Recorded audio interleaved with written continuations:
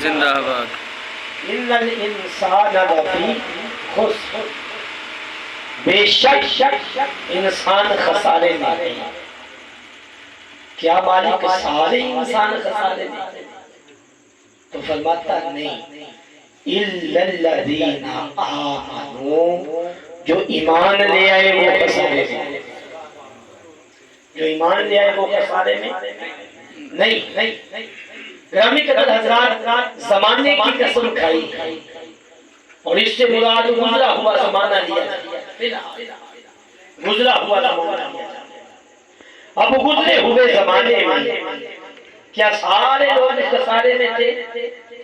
آج جو بڑی کوٹھی بنا لے کہتا ہے میں تو نقصان میں نہیں، جس کے نیچے گاڑی ہو کہتا ہے میں تو نقصان میں نہیں، جس کے پاس اچھی جاب ہے وہ کہتا ہے میں نقصان میں نہیں، جس کا چولہا صحیح چل رہا ہے وہ کہتا ہے میں نقصان میں۔ تو آج دیکھنا یہ ہے کہ کیا گاڑیاں مل جانے سے، بنگلے بنا لینے سے، چولہا چلا لینے سے بندہ خسارے سے بچ جاتا ہے یا پھر بھی خسارے؟ تو آئیے دوستان مکرم توجہ رکھیے گا، مصطفیٰ کا زمانہ گزرا ہوا زمانہ، ویسے تو ہر زمانہ ہی حضور کا زمانہ، ہر زمانہ ہی حضور کا، لیکن جب میرے آقا اس کائنات میں موجود تھے ساری، آج بھی موجود ہے لیکن ساری اپنے وجود مسعود کے ساتھ میرے آقا جب مدینہ اور مکہ میں موجود تھے تو اس زمانے میں سپر پاور کون تھا پتہ ہے؟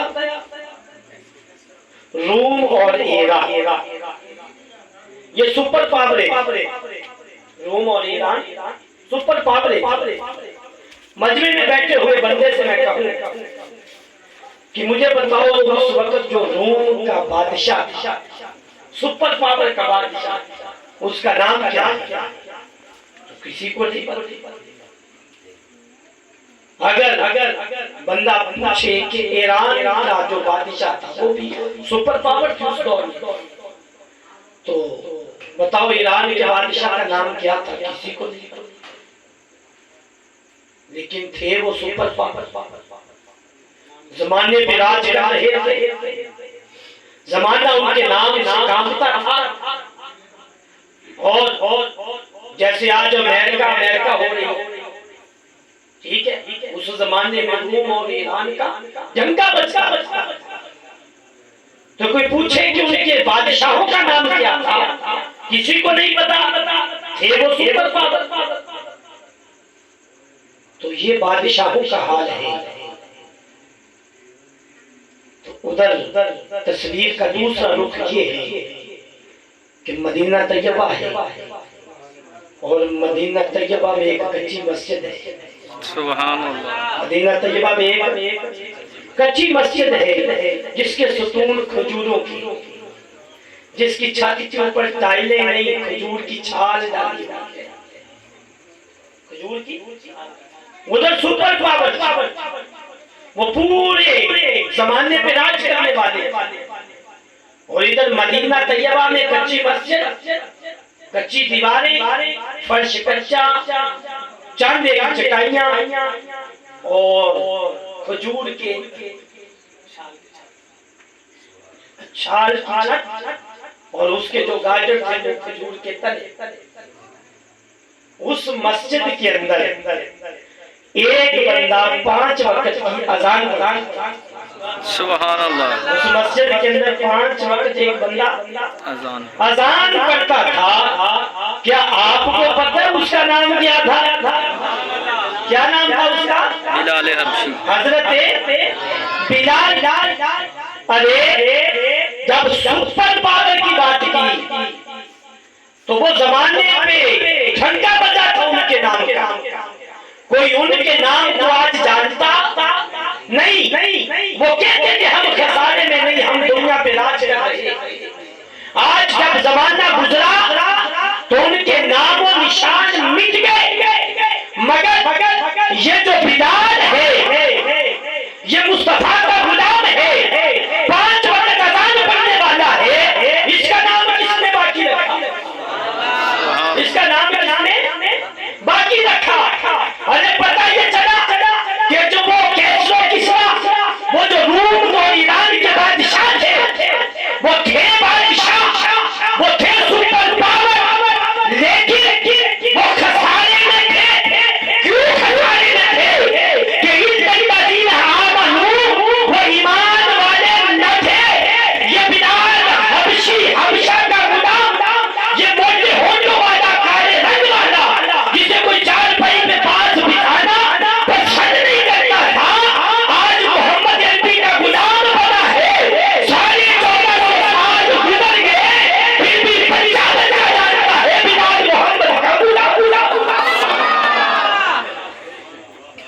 لوگ نام رکھتے ہوئے بچوں کا فخر کرتے ہیں کہ مصطفیٰ کے غلام کا نام بلال، مصطفیٰ کے غلام کا نام۔ اور یاد رکھیے دوستان مکرم، بلحاظ زمانہ خسارے میں، بلحاظ زمانے کی قسم، ان الانسان لفی خسر، انسان کدھر ہے؟ خسارے میں ہے۔ کیوں خسارے میں ہے؟ جس نے مصطفیٰ کو چھوڑ دیا خسارے میں ہے، جو اس دامن سے لپٹ گیا وہ فائدہ ہے، سبحان اللہ، جو محبوب کائنات کا دیوانہ بن گیا وہ فائدہ ہے۔ لہذا پتہ یہ چلا انسان خسارے میں ہے، لیکن کون خسارے میں ہے؟ جو مصطفیٰ سے دور ہے، وہ خسارے میں، جو ان قدموں سے لپٹ گیا وہ خسارے میں نہیں ہے۔ قرآن کہتا ہے اِلَّا الَّذِينَ آمَنُوا، لیکن جو ایمان لے آیا وہ خسارے میں نہیں ہے۔ امام راضی علیہ رحمہ تیسرا معنی کرتے ہیں اور فرماتے ہیں کہ اس اثر سے مراد وقت اثر ہے، اثر سے مراد وقت اثر ہے، کہ نماز اثر کا وقت ہے، کہ جیسے انسان کے لیے جہاں ایک خاص اشارہ ہے کہ یہ تو دیکھ جو صبح بڑی آب و تاب سے چڑھا تھا، جب جوانی جوبن پہ آیا تھا، تربیت کی کچھ جملے، جب جوبن پہ آیا تھا تو کوئی اس کی طرف دیکھ نہیں سکتا، اب بندہ انسان دیکھ یہ غروب ہونے پہ ہے تو اب اس کو کوئی پوچھتا ہی نہیں۔ انسان کے لیے اشارہ دیا ہے میرے مالک نے کہ تیری زندگی کی ابتدا چڑھتے ہوئے سورج کی طرح ہے۔ جب بچہ پیدا ہوتا ہے خوشیاں مناتے ہو، ایسے ہی جب سورج چڑھتا ہے تو خوشی ہوتی ہے، روشنی نکل رہی ہے۔ پھر یہی سورج جب جوانی پہ آتا ہے 12 بجے تو پھر اس کی ٹھاٹ پاٹ ہوتی ہے، پھر اسے دیکھا نہیں جاتا، اس کے سامنے بیٹھا اور نوجوان کے لیے خبر ہے یہاں پہ ابھی تیرے پاس ہے وہ سورج والا معاملہ، ابھی قوت ہے تیرے پاس، اگر اپنے رب کو راضی کرنا چاہتا ہے تو کر دے، اگر سورج کی طرح تو بھی غروب ہونے لگا تو پھر تجھے کوئی پوچھے گا۔ ہم سالگرہ کرتے ہیں، کہتے ہیں آج بچے کی 5ویں سالگرہ ہے، تو کہنے کو یہ بھرا ہو رہا ہے، اصل میں یہ کھٹ رہا ہے۔ جب آیا ہے تو لکھوا کے آیا ہے 50 سال جیوں گا، تو جب 5ویں کر دی ہے تو پیچھے 45 رہ گئے، تو سورج کی طلوع سے لے کے غروب تک کوئی 12 گھنٹے، تو جب یہ 4 گزار لیتا ہے پیچھے 8 رہ جاتے ہیں۔ یہ انسان کے لیے خبر دی جا رہی ہے کہ تو خسارے میں ہے بندے، تو خسارے میں، تو کوشش کر کہ جیسے جیسے تیری عمر کم ہو رہی ہے تو اپنے مالک کے قریب ہوتا جائے، تو اپنے رب کے قریب ہوتا جائے۔ اور دوسری مراد یہ دیتے ہیں کہ والعصر وقت نماز کی قسم ہے، عصر کے نماز کی قسم ہے، اور اللہ فرماتا حافظوا علی الصلاۃ، اپنی نمازوں کی حفاظت، کیا کرو اپنی نمازوں کی حفاظت۔ آج ہم سٹیج سجا کے بیٹھ جائیں، محفل سجا کے بیٹھ جائیں، دوستوں کو بلا لیں، تو اتنی محنتیں کر لیں، اگر نماز نہیں ہے تو پھر یاد رکھ کچھ بھی نہیں ہے۔ حافظوا علی الصلاۃ، میں آگے جا کے بتاتا ہوں اس کے فائدے کیا ہیں۔ نماز کی حفاظت اور والصلاۃ الوسطی، جو درمیانی نماز ہے، والصلاۃ الوسطی جو درمیانی نماز ہے اس کی خصوصاً حفاظت، اور وہ کون سی نماز ہے؟ عصر کی نماز ہے۔ امام راضی علیہ رحمہ فرماتے ہیں کہ یہ عصر کا اتنا زور کیوں دیا گیا؟ آپ فرماتے ہیں جب بندہ قبر میں جائے گا، آپ نے اسے ظہر کے ٹائم دفن کیا، لیکن جب منکر نکیر آئیں گے تو اسے عصر کا وقت دکھایا جائے گا. اس کے سامنے کون سا وقت ہوگا؟ نماز عصر کا وقت ہوگا. سورج غروب ہونے کے قریب ہوگا. دوستان مکرم، اگر ہوگا نمازی اور عصر کی حفاظت کرنے والا ہوگا، منکر نکیر آئیں گے، اسے کہیں گے ما ربک کا، بتا تیرا رب کون ہے. وہ کہے گا پہلے مجھے یہ بتاؤ ٹائم کیا ہے، مجھے یہ بتاؤ ٹائم کیا ہے. تو وہ کہیں گے ٹائم اس وقت عصر کا ہو گیا. وہاں پہ 4 5 6 نہیں بجے. وہ کہیں گے عصر کا ٹائم ہو گیا، غروب کا وقت ہو رہا ہے. تو یہ کہے گا پیچھے ہٹو، مجھے رب کی نماز پڑھنے دے دو، مجھے عصر کی نماز ادا کر دو. فرشتے کہیں گے مولا، آپس میں وہ دونوں فرشتے ارامن کرتے ہوئے وہ منکر نکیر آپس میں بات کریں گے. عجیب بندہ آیا، ہم نے اس سے سوال کیا، اس نے ہم سے ٹائم پوچھ لیا. جب ٹائم بتایا تو کہتا ہے نماز پڑھنے دو. بندہ نماز میں کھڑا ہو جائے گا، اور یہ مت خیال رکھنا ہر کوئی کھڑا ہو جائے گا. یہ مت خیال رکھنا کہ ہر کوئی کھڑا ہو جائے گا. نہیں، عصر کے لیے وہی کھڑا ہوگا جس نے دنیا میں رہتے ہوئے عصر کی حفاظت کی. جس نے دنیا میں رہتے ہوئے عصر کی حفاظت کی ہوگی. اب وہ نماز میں کھڑا ہے. جب نماز میں کھڑا ہے تو وہ فرشتے منکر نکیر آپس میں بات کریں گے. مجھے بتاؤ اب اس سے کیا پوچھنا، تیرا رب کون ہے؟ اب اس سے کیا پوچھنا تیرا رب؟ یہ تو کہتا ہے سبحانک اللہم وبحمدک وتبارک اسمک وتعالی جدک ولا الہ غیرک. ارے یہ تو کسی کو اور مانتا ہی نہیں، جس کی شانیں بیان کر رہا وہی تو اس کا رب. اب اس سے ہم پوچھیں کہ تیرا رب کون ہے؟ یہ جسے کہہ رہا ہے الحمدللہ رب العالمین، یہ جس کے لیے ساری تعریفیں بول رہا ہے، اب اس سے پوچھیں تیرا رب کون ہے؟ یہ کہہ رہا ہے ایاک نعبد و ایاک نستعین، کہ ہم تجھ سے ہی عبادت کرتے ہیں، ہم تجھ سے ہی مدد مانگتے ہیں. ارے جو قبر میں کھڑا ہو کے رب سے ہی کی عبادت کر رہا ہے، اسی سے مدد مانگ رہا ہے. بتا اب اس سے سوال کریں. دوستان مکرم، لمحہ فکریہ، کھڑا کون ہوگا جس نے دنیا میں نماز پڑھی؟ کھڑا ہے.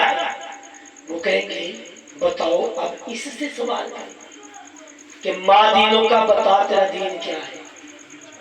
یہ تو قبر کے اندر کھڑا ہو کے بتا رہا ہے الصلاۃ عماد الدین، نماز دین کا ستون ہے. جس نے قبر میں دین کے ستون کو قائم کر کے دکھا دیا ہے.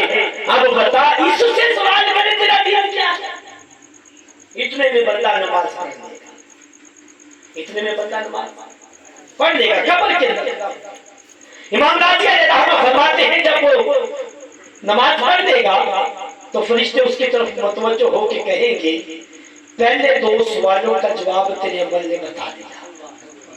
پہلے 2 سوالوں کا جواب تیرے عمل نے بتا دیا. اب ایک تیسرا سوال باقی ہے، وہ تیرے سے ضرور کریں گے. تیسرا سوال باقی ہے، وہ تیرے سے ضرور کریں گے. دوستان مکرم، وہ فرشتوں سے پوچھے گا بتاؤ کون سا سوال کا؟ وہ کہیں گے بتا ما کنت تقول فی حق هذا رجل محمد. ارے بتا یہ جو سامنے رجل، یہ جو آدمی محمد کھڑے ہیں، دنیا میں ان کے بارے میں کیا کہا کرتا تھا؟ دنیا میں ان کے بارے میں کیا کہا کرتا تھا؟ یہ فائنل سوال. فرسٹ ٹرم سیکنڈ ٹرم گزر گئی اور بندہ ہونے پاس ہو گیا. اب فائنل ٹرم ہے، سالانہ امتحان. اب اس کے بعد ڈگری ملے. تو اگر تو دنیا میں یہ رہتے ہوئے کہتا رہا ہوگا الصلاۃ والسلام علیک یا رسول اللہ، اگر یہاں مصطفیٰ کی گیت گاتا رہا ہوگا، اگر اس دنیا میں رہ کے حضور تاجدار کائنات کی محبت میں نمازیں پڑھتا رہا ہوگا، اگر اس دنیا میں رہ کے حضور تاجدار کائنات کی سنتوں کو زندہ کرتا رہا ہوگا، اگر اس کائنات میں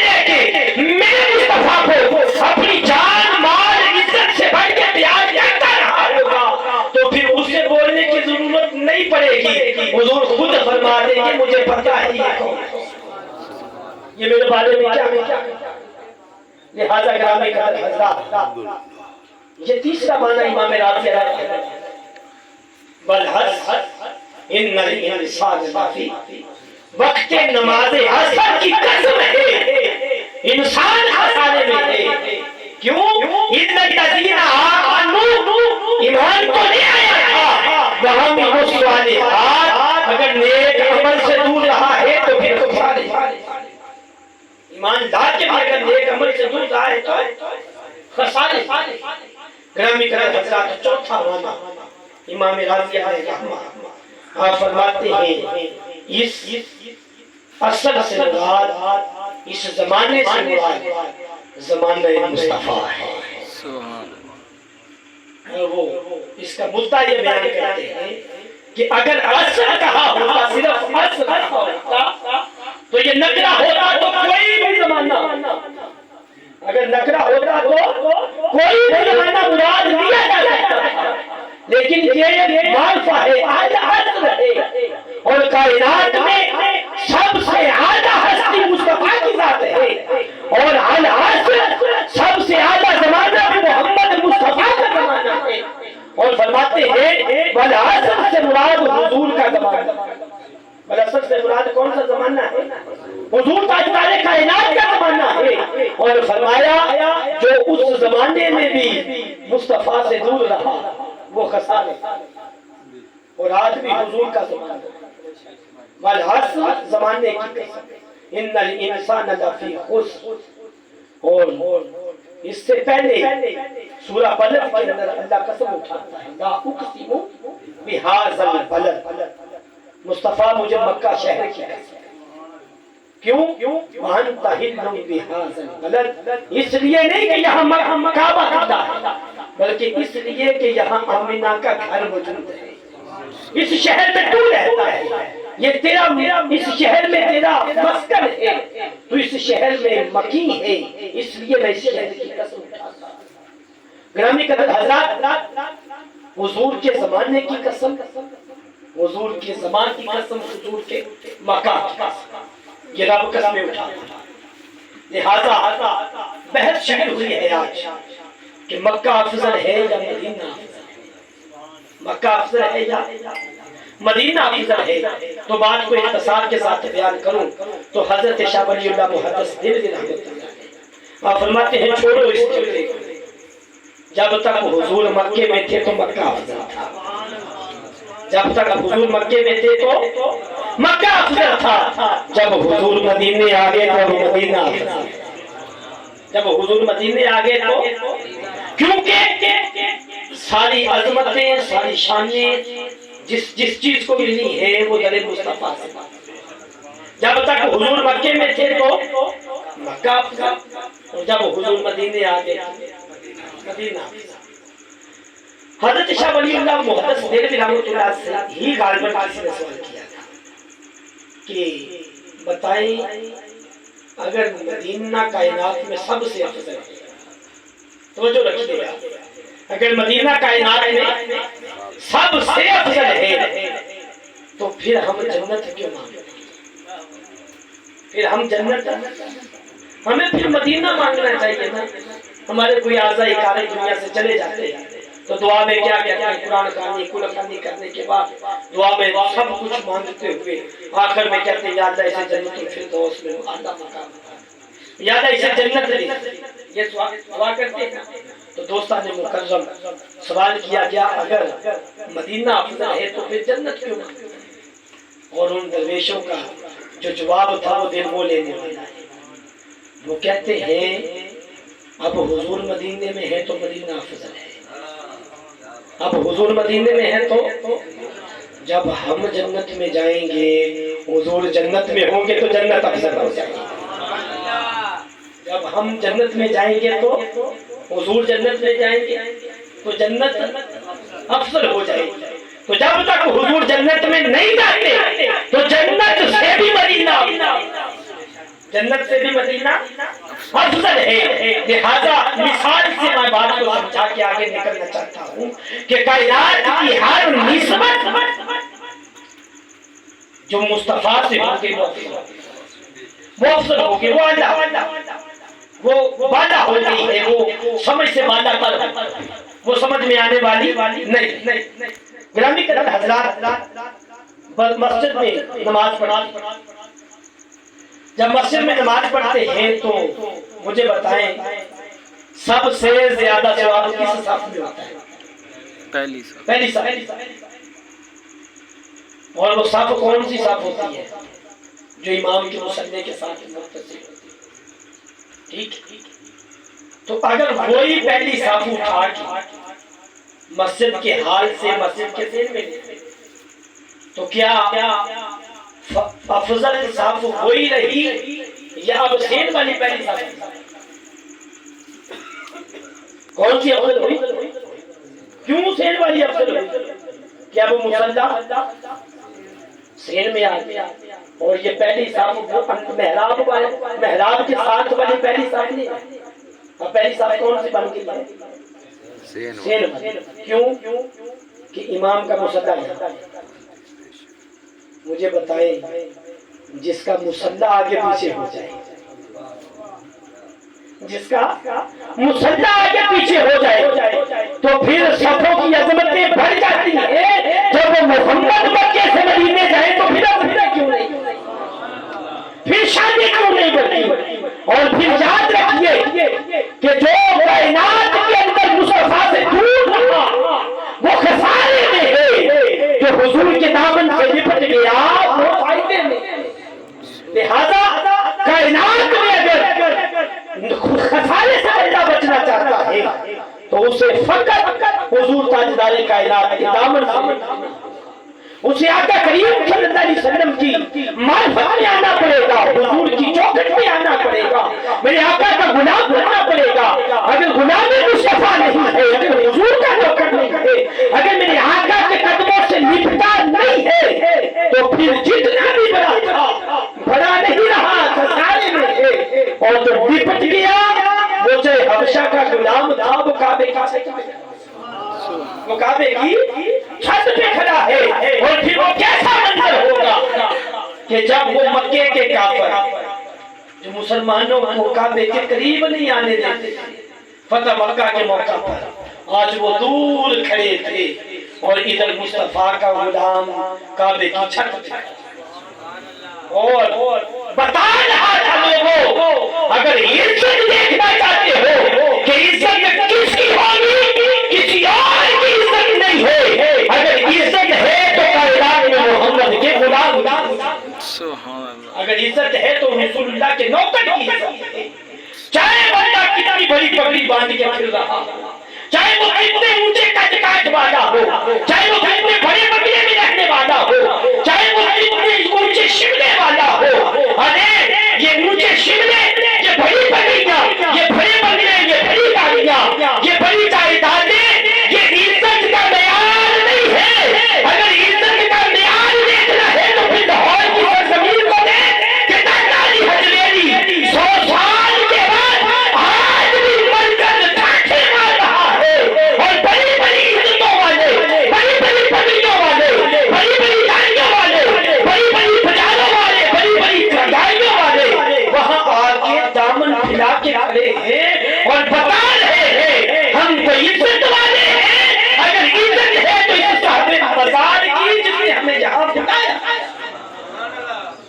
اگر عزت والا دیکھنا ہے تو پاک پتن کی دھرتی پہ دیکھ، عزت والا دیکھنا ہے تو پاک پتن کی دھرتی پہ دیکھ کہ آج 700 سال گزر جانے کے بعد دنیا فرید کرتی ہے۔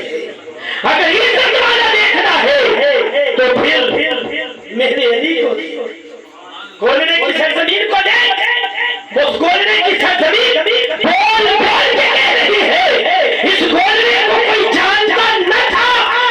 اگر آج اس کی عظمتیں ہیں تو اس وجہ سے کہ یہاں محمد عربی کا نوکر دیکھا۔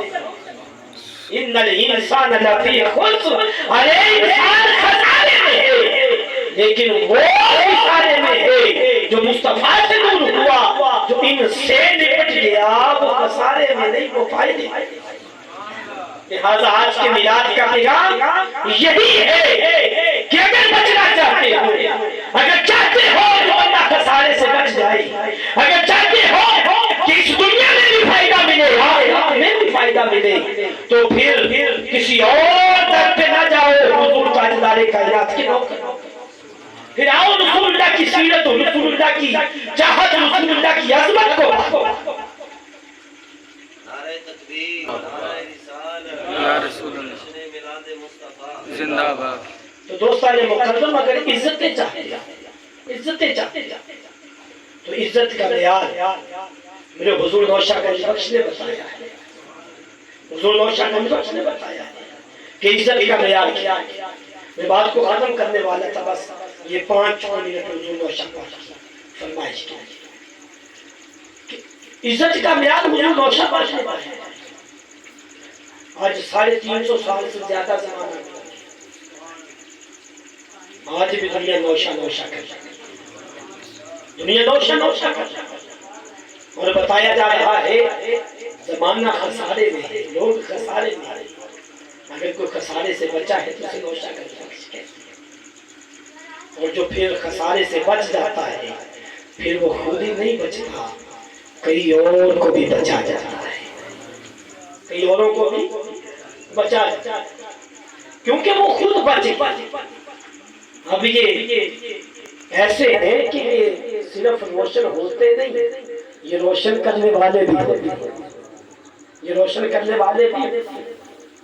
حضور نوشہ گنج بخش رحمۃ اللہ علیہ آپ کے متعلق آتا کہ آپ نے کم از کم 2 لاکھ ہندوؤں کو کرنا پڑا ہے، باقی مذہبوں کی بات نہیں، فقط ہندو، عیسائی، سکھ، یہ بات صرف ہندو 2 لاکھ حضور نوشہ گنج،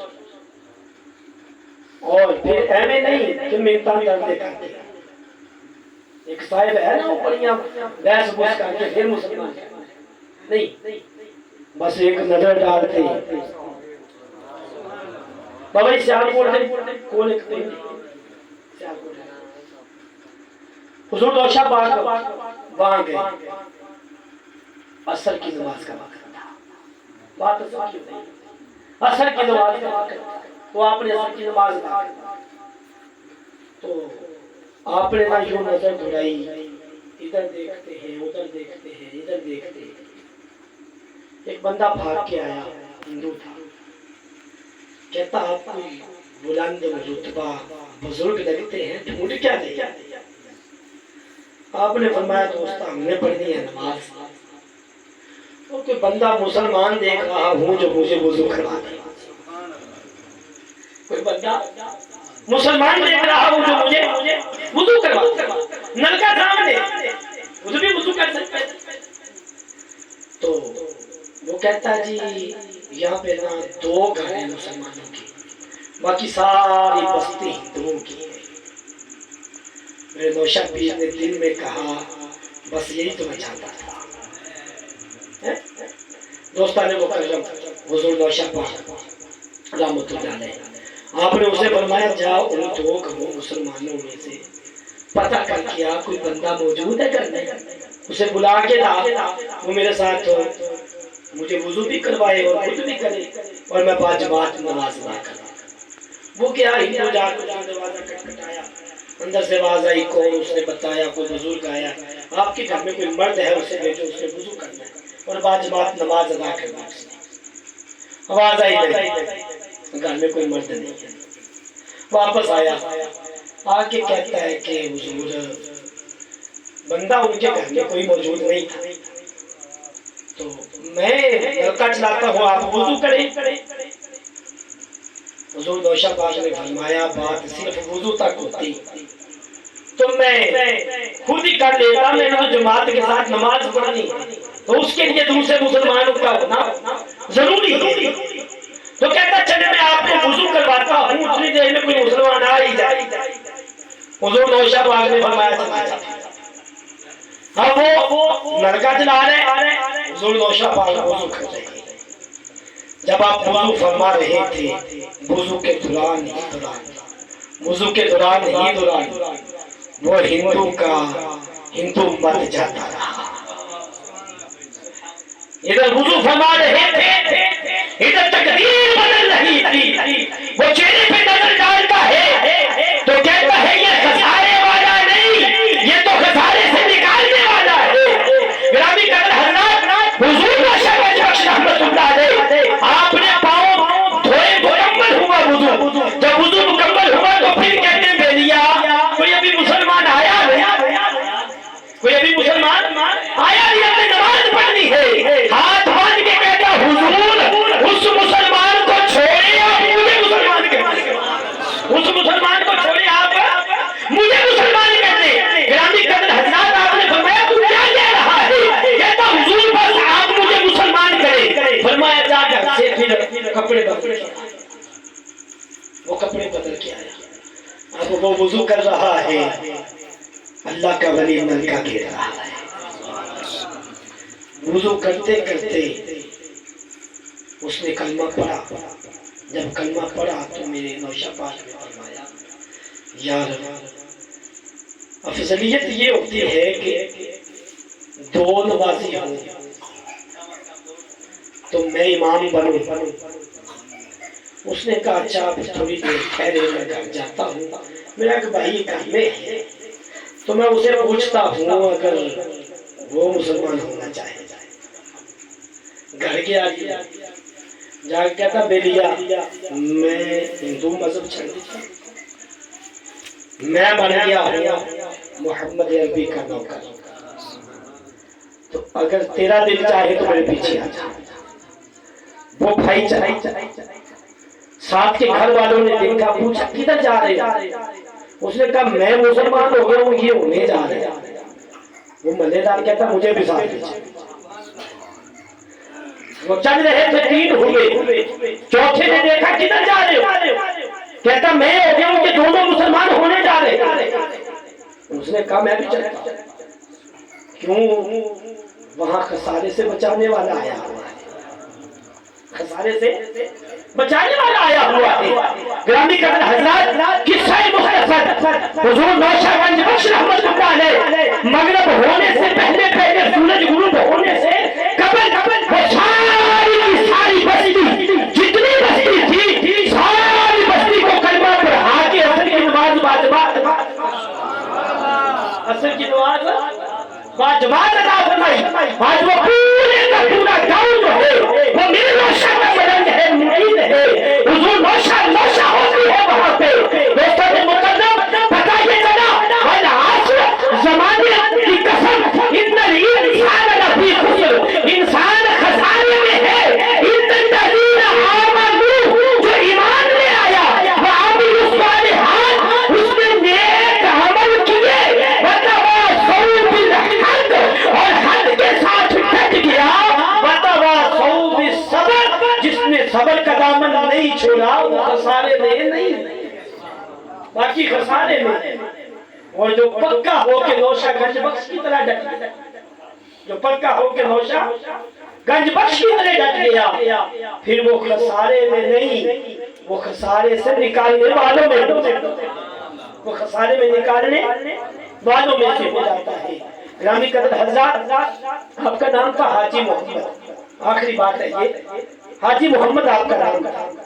اور میرے سلسلے کے تاجدار حضور پیر محمد سچیا رحمت اللہ علیہ، آپ کے ساتھ 2 دوست آ رہے تھے حضور نوشہ پاک.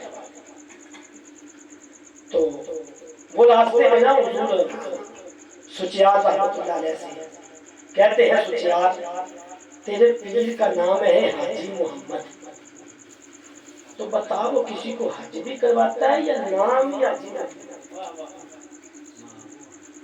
حج بھی کروا سکتا ہے یا نام ہی حاجی محمد ہے؟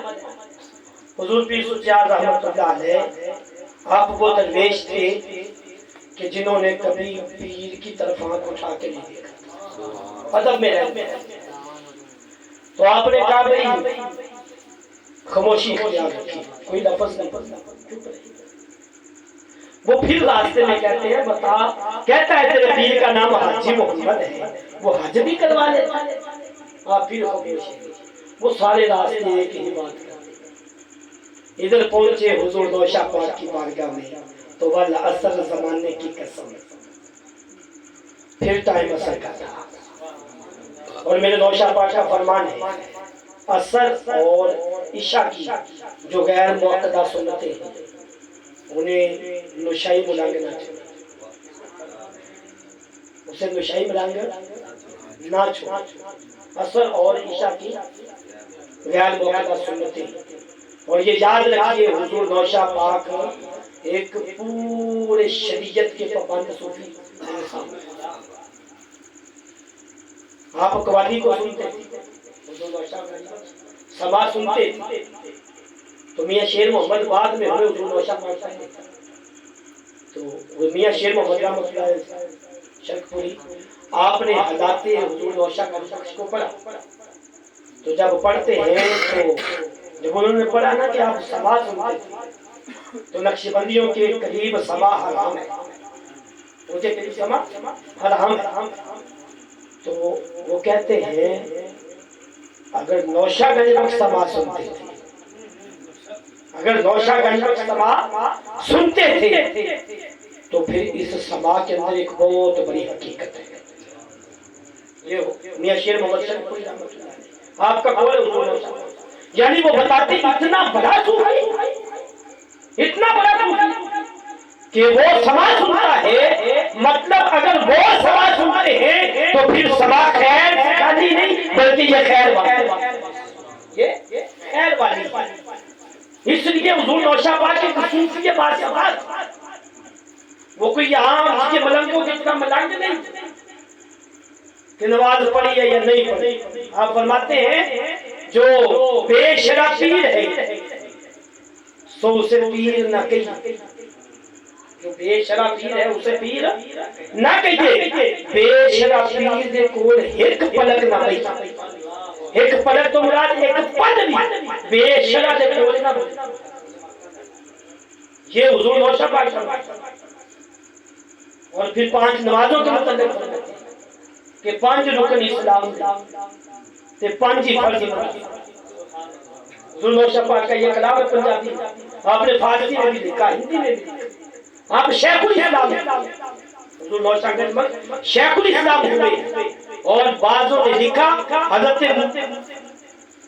مجدد ثانی اور حضور نوشا گنج کا ایک زمانہ اور آپ کو مجدد اعظم کہتے ہیں مجدد وہ ہوتا ہے جو 100 سال کے بعد آئے مجدد اعظم وہ ہوتا ہے جو 1000 سال کے بعد حضور نوشا گنج کا مجدد اعظم آپ رسول کریم صلی اللہ علیہ وسلم کی پیدائش وفات سے 1000 سال بعد پیدا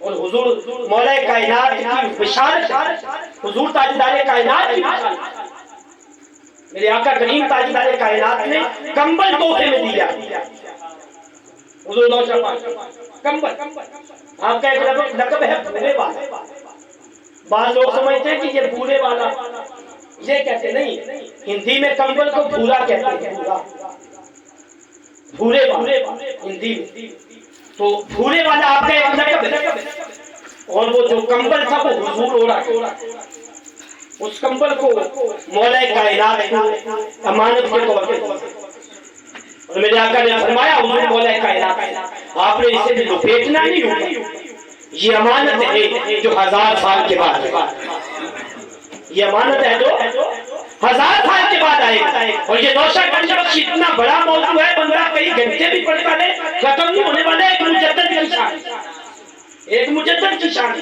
اور آپ کو کم 63 یا 64 علوم پہ مہارت حاصل حضور نوشا 63-64 علوم پہ مہارت حاصل جو اتنے علوم پہ مہارت رکھتا ہو وہ مجدد ہوتا ہے یہ مجدد کی سب سے بڑی نشانی ہے وہ مجدد ہوتا ہے تو گرامی کا درجات حضور نوشا گنج بخش رحمۃ اللہ علیہ وہ بھولے والا اس بات کو مکمل کمبل دیا حضور آقا کریم تاجدار کائنات مولا کائنات کہ اے علی المرتضیٰ یہ کمبل آپ کے پاس امانت ہے اسے آپ نے اپنے بیٹے حسن مجتبیٰ کو دے اور حسن مجتبیٰ سے وصیت کرنا اسے تھوڑے نہیں بلکہ 1000 سال کے بعد حسن مجتبیٰ کی ولایت کے اندر ایک بچہ ہے کیا اس کا نام حاجی محمد ہوگا. یہ اس کی امانت ہم دے گئے. رامی قدر حضرات یہ حضرت حسن مجتبیٰ نے امانت سپرد کی حضرت حسن بصری نے یہ امانت سپرد کی. حضرت خواجہ حبیب اجمی نے اس امانت کو سپرد کیا.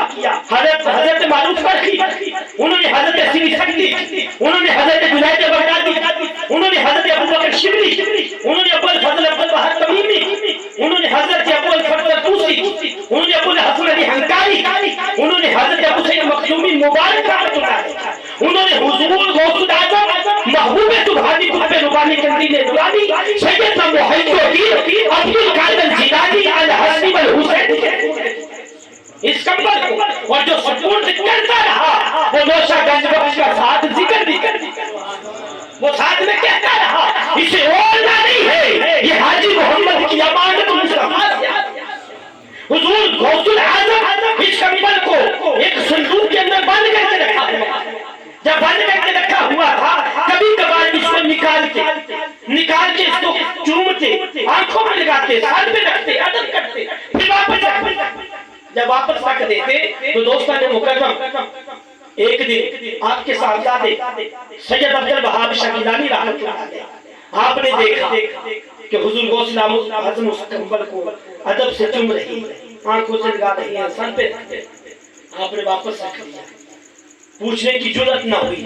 پھر کچھ دنوں کے بعد آپ نے نکالا پھر حضرت عبد الوہاب پھر پوچھنے کی جرأت نہ. تیسری دفعہ جب آپ نے دیکھا تو جا کے قدموں میں گر پڑے جا کے عرض کیا حضور بتائیے تو صحیح یہ کون سی بات ہے جس کا آپ اتنا ادب کرتے ہیں جس کو آپ آنکھوں میں لگاتے ہیں چومتے ہیں سر پہ رکھتے ہیں حضور بتائیے یہ ہے کیا. حضور غوث اعظم کی آنکھوں سے آنسو آ گئے. فرمایا تمہیں کیا خبر یہ کیا ہے تمہیں کیا خبر یہ کیا ہے. عرض کیا حضور کیا ہے. فرمایا یہ کسی کی امانت ہے مصطفیٰ نے کسی کی امانت ہے مصطفیٰ کریم نے بیچی. حضور بتائیے تو صحیح کیا ہے. فرمایا تمہیں پوچھ لیا ہے یہ امانت تیرے سپرد یہ امانت تیرے سپرد کرتے ہیں. بیٹے عبد الوہاب تیری بیت کے اندر ایک بچہ ہے اس کا نام حاجی محمد نوشہ گنج بخش. یہ امانت مجھ تک پہنچا. آپ نے اس کمبل کو رکھا حضرت عبد الوہاب اور حضرت سید صفی الدین السلام صوفی گیلانی کے سپرد کیا. انہوں نے سید احمد گیلانی کے سپرد کیا. انہوں نے حضرت مسعود گیلانی کے سپرد کیا. انہوں نے حضرت علی گیلانی کے سپرد کیا. انہوں نے حضرت شاملی گیلانی کے سپرد کیا. انہوں نے سید شمس الدین گیلانی کے سپرد کیا. انہوں نے شاہ محمد غوث گیلانی اوچی شریف والوں کے سپرد کیا. انہوں نے اپنے بیٹے حضرت مبارک گیلانی حقانی اوچی اپنے بیٹے کے سپرد کیا. انہوں نے حضرت سخی سید معروف خوشاب شریف والے ان کے سپرد کیا. انہوں نے اپنے مرید حضرت سخی بادشاہ سخی شاہ سلیمان نوری حضوری کے سپرد کیا. یہ کمبل ان تک آیا. اب سخی شاہ سلیمان نوری حضوری رحمت اللہ علیہ آپ اس کمبل کو چوما اس کا ادب کرتے اس کا حیا کرتے. اور جس وقت حضور نوشہ گنج بخش کی بیعت کا وقت قریب آیا آپ بیعت ہونے کے لیے جا رہے تھے تو سخی شاہ سلیمان نوری حضوری رحمت اللہ علیہ اپنے گھر کو چھوڑ کے اپنی جگہ کو چھوڑ کے مسجد کو چھوڑ کے 2 کلومیٹر باہر آ کے کھڑے. جب آپ آئے تو آپ نے فرمایا سخی بادشاہ نے فرمایا حاجی محمد تمہیں آنے میں بڑی دیر لگی. حضور کیا ہوا. فرمایا ہم کئی گھنٹوں سے کھڑے رہے. حضور آپ کو کیسے خبر نہیں آ رہا.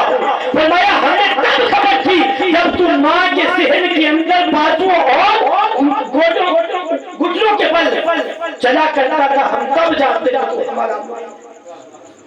حضور حکم لے کیسے جا کے بیٹھ کیا اور آپ نے فرمایا تھا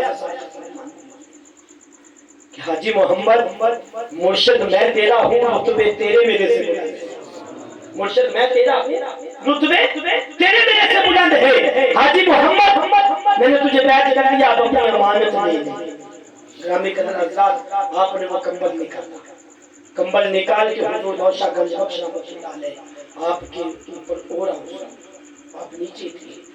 تاریخ کی کتابوں میں بات موجود ہے 3 مہینے تک نوشہ گنج بخش کو خبر نہیں تھی کہاں پہ، 3 مہینے تک جذب کیفیت تھی، نہ کچھ کھایا نہ پیا نہ اٹھے نہ بیٹھے، 3 مہینے تک اس کمبل کے نیچے رہے۔ جب مرشد نے کمبل اٹھایا، جب کمبل اٹھا تو نیچے جو تھا وہ اب اور کوئی تھا، نیچے جو تھا اب کوئی اور تھا۔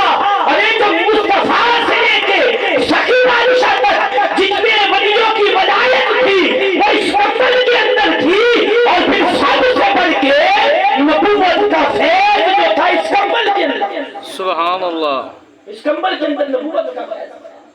اور پھر نوشہ گنج بخش والعصر ان الانسان لفی خسر، وہ خسارے والے نہیں بلکہ خسارے سے نکالنے والے۔